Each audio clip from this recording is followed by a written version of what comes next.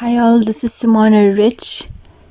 This is an audio recording and I didn't plan it, but as I was meditating, I just got this impulse to record this.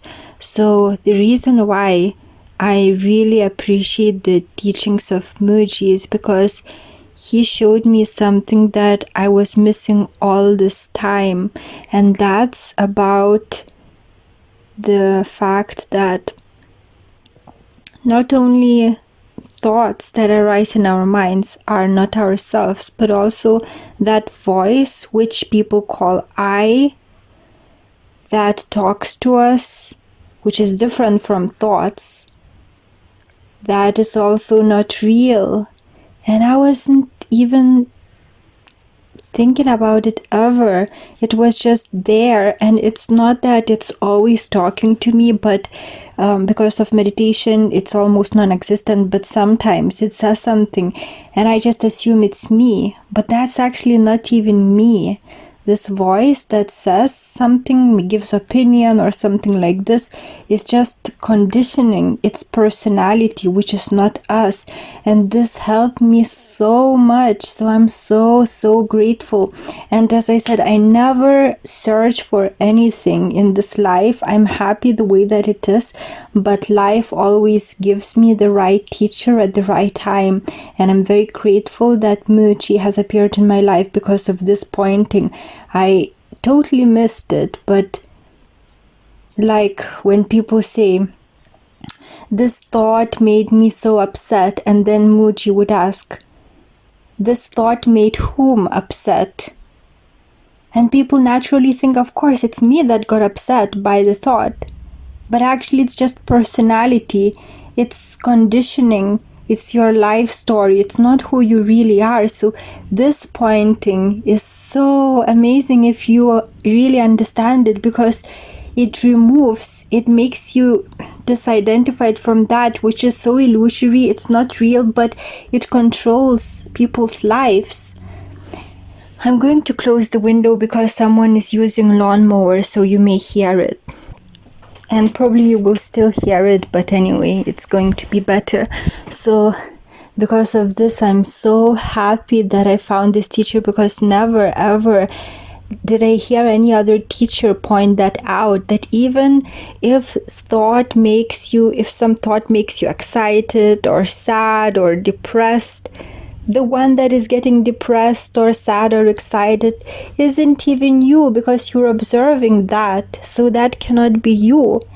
And another thing that I'm very grateful for him, though I knew it, but he kept pointing it out, and this is so important, is that not even awareness is you. Awareness is the fragrance of the true self, but because it's you are, how to say, because I'm not a spiritual teacher, I can't put it in the same words, but because you're aware of the fact that you're aware. So go to that source of awareness, and that source is actually you, and it cannot be described in any way. It's just God. It's from which everything comes. So he often points that out, and although he says that at first you should dwell in that I am nature, in the awareness, but there will come a time when you go beyond it and stay as that from which everything manifests. And this is the final.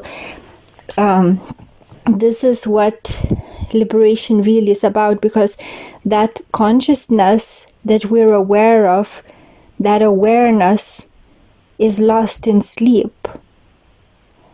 But there is continuation, because we sleep and then we wake up, from where everything comes, all these states. It's from that source from which even consciousness arises. So again, these are such powerful teachings, and he always talks about them. That's why I'm so grateful for his teachings, because he points at the most important things. Yet some people I read about him, and there are controversies about him, like about any other guru. And what I would say is that it's you should not get involved with the person, but with the message, because the human body is still in the play of Maya. So if you get involved in Maya, then you will suffer. The same as Nisargadatta Maharaj. He still kept smoking, although people don't doubt that he was an enlightened being. So the body still had some things like this. But that didn't detract from his message of liberation. So that's how I approach this teacher. I'm not interested in his personal life, and I'm not interested in him as a person, but his message is the message of awakening. He's speaking from that totally other place. Like I hear what he's saying is the same like how Nisargadatta Maharaj, for example, spoke. He spoke from a completely different stance, and Muji keeps pointing people to that direction, the direction of liberation, and no mental tricks catch him, but he keeps exposing them and keeps pointing people to that right direction. So that's why I'm so grateful for his teachings.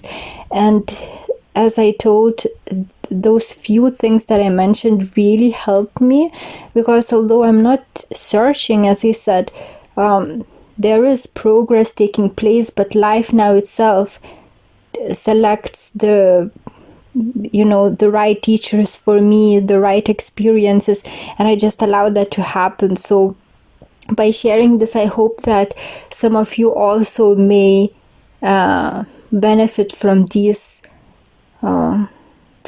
pointings, and some people won't understand them, and some people would be really amazed by these revelations. And they are revelations. They are the keys. They can be the keys to totally awakening, to freeing yourself from this Maya, because it's not enough just to think that you're not your thoughts, but then those thoughts that you get, you keep reacting to them.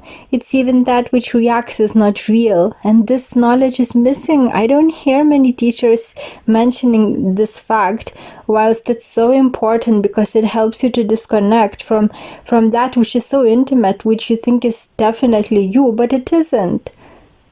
So for this, I'm very, very grateful for this teacher. That's all I wanted to share with you in this recording. Thank you for listening. Have a great day. Take care.